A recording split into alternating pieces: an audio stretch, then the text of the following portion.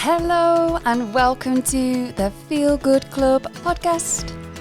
I am Emma, your host today. Thank you so much for coming back today or for joining us if this is your first time. Today's show is about how do we learn to carry less? Wouldn't that be blissful? So we're going to go through a little bit of meaning and interpretation around what it means truly to carry less or maybe let go.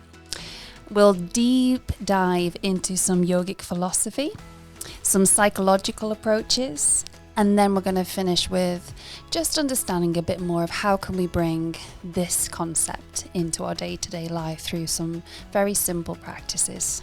Stay with me till the end. I hope you enjoy. Here's the show.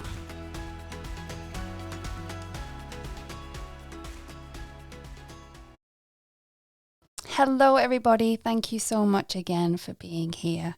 And thank you for your response from our return back show last week. So this week, we move on to how do we carry less? And what I mean by that isn't how do we care less, but how do we learn really to drop our shoulders a little bit more? How do we learn to unclench the jaw and release the strain that we've maybe embodied when things get a little bit tough? This might also be interpreted in normal conversation as, oh, just let it go. You know, we had the famous Disney princess sing it to us for many, many years. And we have to learn at some point to let things go for our own sanity. It could also be that you've heard the term, just surrender. Surrender to it. Let it go. Don't carry it anymore. Give it up. And I think sometimes we can refer to these interpretations or pieces of advice as, well, if I let it go or if I give it up, does that mean that I'm weak? Does that mean I don't have resilience or strength? And I think we can try and reframe it so that we don't feel this sense of guilt or maybe even shame when we think about having to carry less in our day-to-day lives. And there's another phrase that I have heard been said by my teachers, which I absolutely love. It is, let go and let God. So whether you are a spiritual or a person of faith or you have a religion, this context could also lean a little bit into your own faith as well. But if, like me, you explore many different spiritual concepts and religions, it might be that God isn't a single figure to you. It might be that your God is the universe or a higher consciousness, or maybe it's science, or maybe it's the twinkle in the eye of a loved one. There is a God in everything that we can see, but it is very much a personal way of identifying with this concept of giving something up to something more than just ourselves. So today we're going to look a little bit into what the ancient practices of yogic philosophy would encourage us to do in order to carry less, to bring us to a tranquil state of mind known as samadhi. And we're also going to have a little look onto maybe more modern concepts within psychology of how we can bring in maybe some theories or some practices into our life to allow us to feel that sense of, I can let that go now. I can let myself rid the toxins within the body. So letting go, as I mentioned earlier, for me, this isn't really about letting go because we have something that we need to give up or something that we have to admit defeat on or even caring less about. It's about us allowing to choose the option of the burden. So maybe you have something going on in your life right now that you're feeling the need to hold on tight to or possess or grasp. And I'll give you an example of what I've had to really use within my practice this week. My son has gone to work experience this week. And I have tried to micromanage, as you can imagine, every eventuality, every risk that he possibly will come into contact with in his route towards work, or trying to make sure he's as safe as possible and feels as confident as possible that when he walks into a room full of brand new adults and strangers, that he presents himself in the best way that he can. And I found myself trying to control every part of that so that he felt that he was fully equipped. And when it came to the very first day of him going to his work experience, to leave the house all on his own and to get his transport to his place of work and to get himself ready, dressed and prepared for this day, I expected that he would knock on the door and say, okay, I'm going now. But in fact, what he chose to do was be incredibly independent and leave the house before even saying goodbye because he didn't want to wake us because he got up super, super early. Luckily, I heard him and I ran downstairs and I was like, you're not going to even say goodbye? I wanted to wish you luck. And I looked at him and I realized in that moment he's ready. I've given him everything that I could possibly give him as a loving parent. But for me to try and control the next parts of, have you got this in your bag? Have you taken that? Have you remembered your charger? Now, what happens if this happens, all of those types of thoughts, fluctuations in the mind came about. And I realized in that moment, it's not going to help him for me to keep pressing his wings back in or to clip them down, so that I feel that I've equipped him. He needs to equip himself now. And he was ready to do that. It's just that I wasn't. So I had to learn very quickly in that moment to send him on his way with the belief that he was capable to fly all on his own. And he didn't need me anymore for this particular situation. And I had to lean into carry less, let the control go. And I did realize that my coping strategies of micromanaging and controlling were me being fearful of letting something go. So this concept of carrying less for me was about allowing myself to relinquish the possession of trying to appease every eventuality for my child.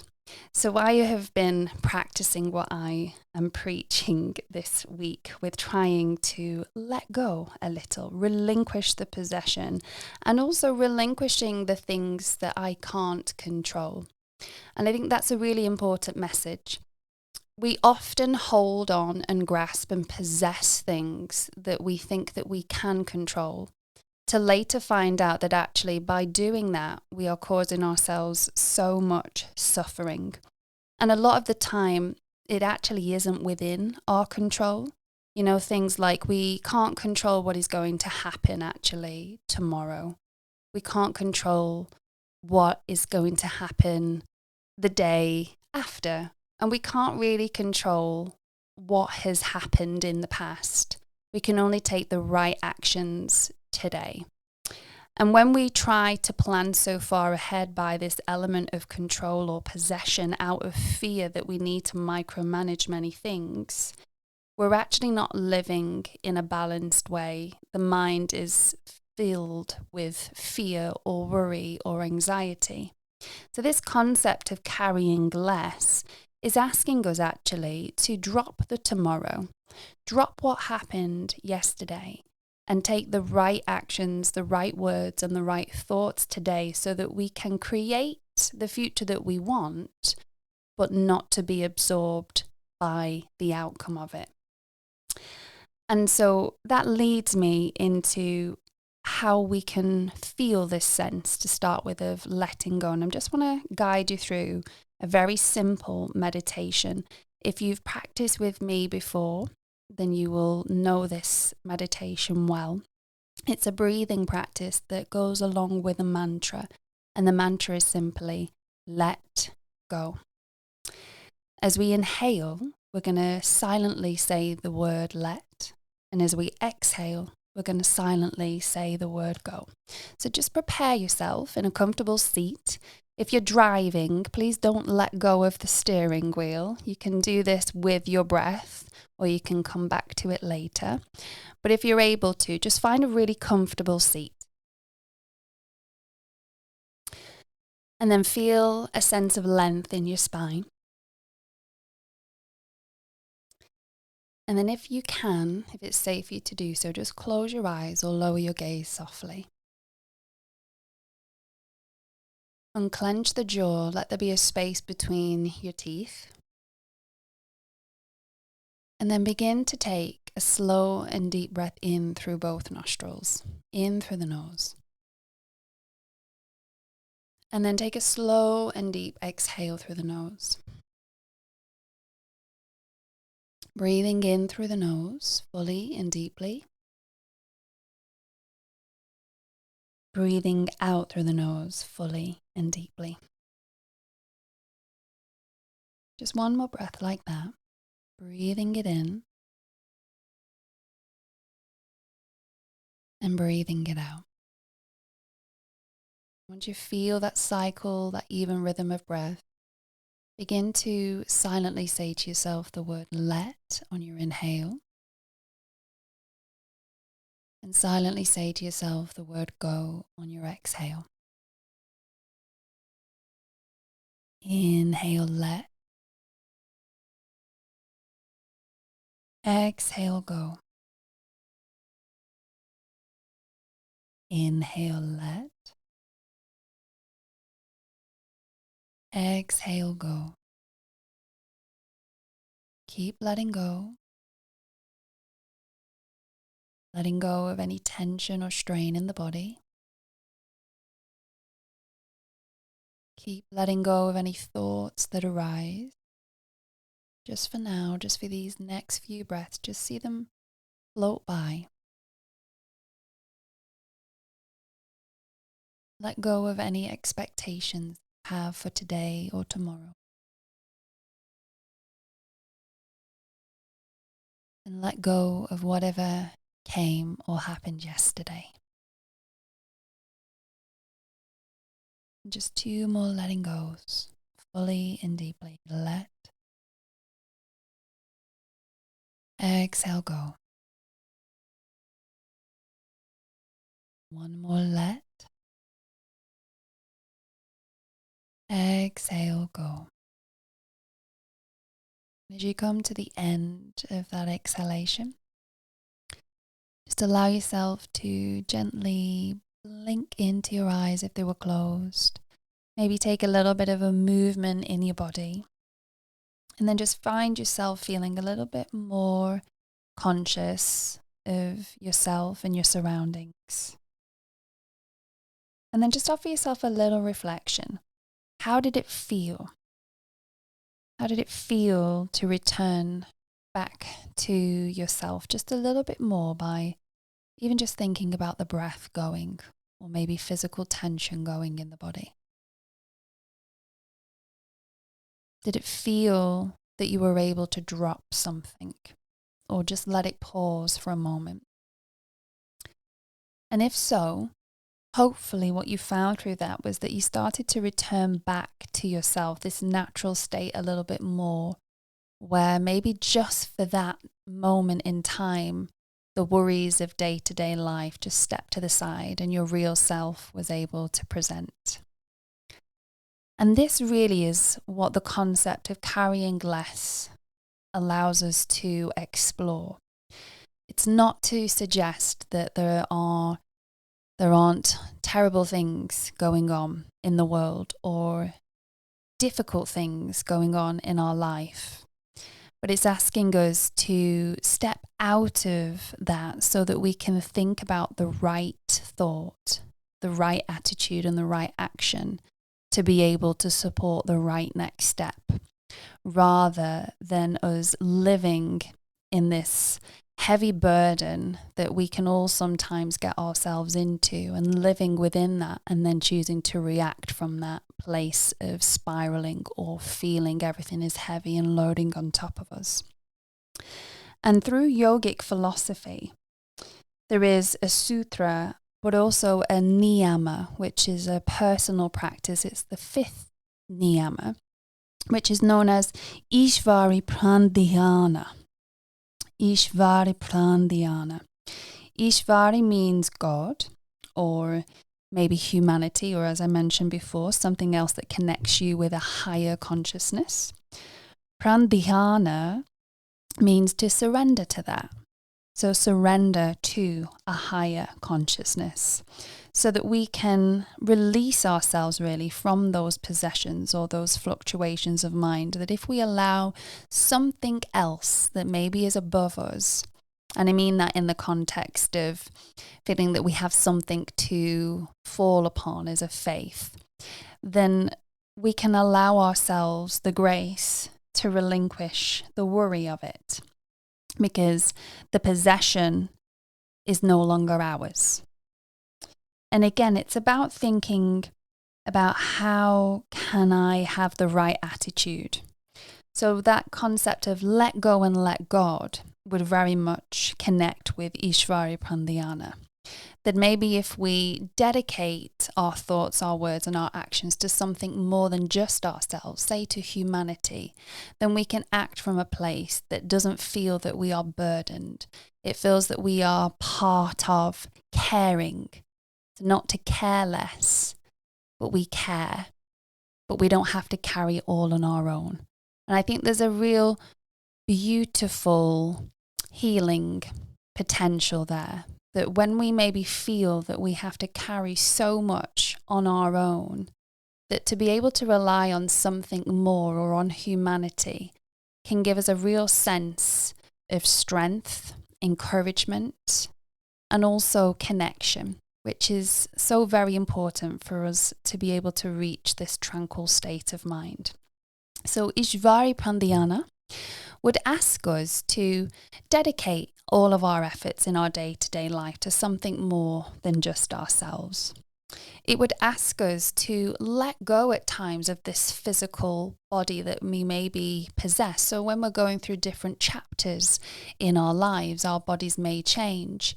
How often do we become heavily critical over our bodies, particularly when it's going through different evolutions and transformations? We maybe criticize it a little bit too much, or we become resentful to it, or we harbour clothes in our wardrobe in the hope that it may return back one day.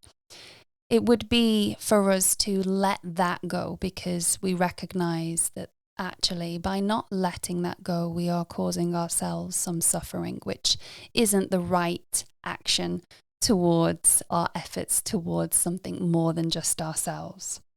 So thinking about Ishvara Pranidhana is allowing us to accept that when we give it away, whatever that suffering is, or whatever that burden is, or whatever that circumstances that we're struggling with, we have nothing to possess and nothing to control other than our moment of right thought, right words, and right actions. And if we look into psychology from a psychological perspective, there is a theory that is known as acceptance theory, or acceptance and commitment theory. And there are 6 steps within this theory, which I find really useful. And I think it's useful to be able to communicate it. You can research this yourself if you want to go in a little bit deeper. And I will leave a link within the notes of this show so that you can have a little bit of a deeper look into acceptance theory. But the 6 steps are these. The first is that when we ever have a situation or a burden or something that we are really carrying, the first step is to accept it. Allow for the experience to happen without struggling or changing it. Now, I know that could be difficult because maybe it's something that we feel there is a great sense of injustice with. So it's a difficult concept to get our heads around, to just let something happen in plain sight in front of our eyes if we know that it is wrong. But it's not asking us to do that. What it's asking us to do is, for whatever is happening in the moment that we can't control, then to accept it as it is and see the experience as it is. without having to change it. That doesn't mean the emotions aren't there, but we recognize them as part of the experience. And then the second step after the acceptance would be a cognitive diffusion, which means for us to detach and not take it so literally. So maybe when we have a moment that is difficult, that we're having to learn to accept, what it's asking us to do with this cognitive diffusion is to notice the thoughts rather than seeing it as the reality. Because what our thoughts likes to do at times is over-exaggerate or create a protection story so that we save ourselves. But most of the time, it doesn't actually lead to that as the actual reality in front of us. So the second step of the acceptance theory says to us, detach yourself from the thoughts that are arising and see the reality for what it is. So that's almost like stepping outside of yourself, stepping away from the situation so that you can see it a little bit more clearly. The third step would be to then come into contact with the present moment, the here and the now, so that we're not again wandering to tomorrow. We're not thinking about what's just happened, but we're remaining in the present moment, because that's all that we can control. All we can do is be present in the here and now. Otherwise, we create an anxiety and a worry that maybe necessarily didn't need to be there. The fourth step on the acceptance theory would then be self as context.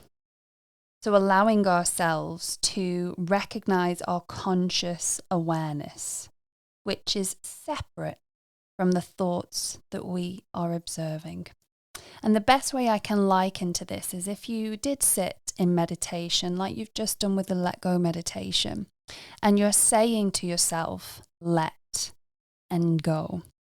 You drop into a moment where you recognize that you're hearing the voice inside you telling you to say the words let go. So that then allows you to recognize that there is a deeper layer even to the thoughts that are arising. And that's when you get to your conscious awareness of the deeper self. The fifth step would be to know your values. So you've accepted the situation.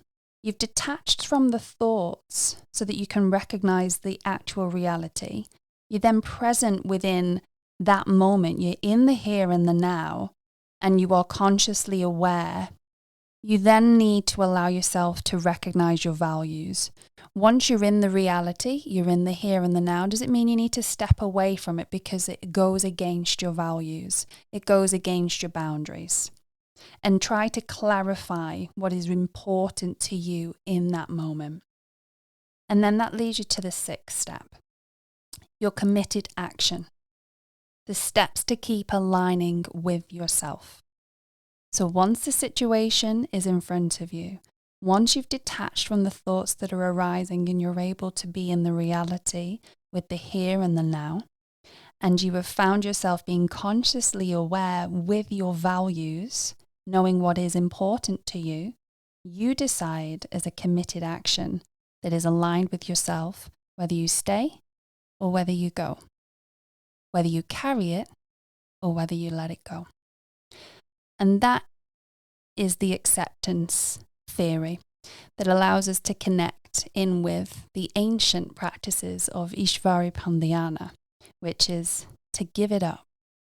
Allow something higher than yourself, which could be your values or the alignment with yourself, your conscious awareness, to give it up to that so that we don't have to react or respond from a place that isn't for the higher purpose, for the higher good.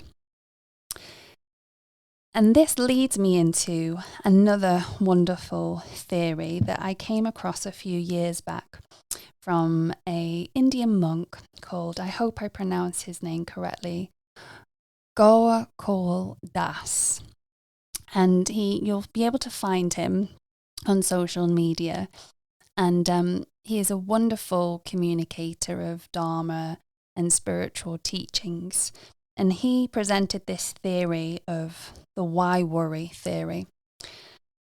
And again, I'll link an infographic to this so that you can see it. And we will be focusing on this week in our practices as well, in class and online. The why worry theory essentially asks us, do we have a problem in life? If the answer is no, then the outcome will be, well, then why worry? What are you worrying for? You don't have a problem. The alternative, do you have a problem in your life? The answer is yes. So then the next part is, can you do anything about that problem? If the answer is no, you can't do anything about that problem, the outcome is, well, then why worry? And then if we trace it back, we go back, yes, you do have a problem. Can you do anything about it? No, there is absolutely nothing that is within your control with this problem. You cannot do anything about it. The outcome is then, well, why worry? And it gives us this very simple, this very clear example of, okay, I see now where I've created this burden, where I've carried on carrying all of the weight that I didn't need to because I kept trying to control things that were out of my control. So then why worry? Why am I carrying it? Why am I drinking this poison? And I think that's a really, really special theory that I've passed on to many people of all ages. And every time I speak about it, I see people's eyes open a little bit wider and the realization comes. And it's one that I've kept with myself that I have to return back to regularly as part of my practice too. So how can we bring those things into our day-to-day life? One of the prime examples of how we can let go and how we can regularly practice it is actually in Shavasana, which is known as our resting, our corpse pose in yoga practice, where we get this beautiful opportunity at the end of every class to let ourselves go. We've placed all of the effort in our practice. Maybe it's been a practice that has lifted the heart rate. Maybe it's been a practice that has had beads of sweat dripping off us. And then we get to the very end where we think, okay, I can take rest now. All of the efforts that I've placed on this practice can now let go. And then we allow the body to go. Coming to also a realization, if you manage to go deep enough with your Shavasana, that this is the place that we will all eventually get to when it comes to the end of this physical body of ours. So it's worthwhile beginning to practice the detachment from this body so that we can be at peace when the time comes. As morbid as that may sound, I think there's also a real special opportunity to practice in the here and now of detaching a little bit from this physical body that we can't always control, what happens to it. We can't always control whether we get an injury or whether we get an ailment that wasn't planned for. But we can learn to detach ourselves from the body to realize that there's something higher, deeper within us that stays with us always, our soul.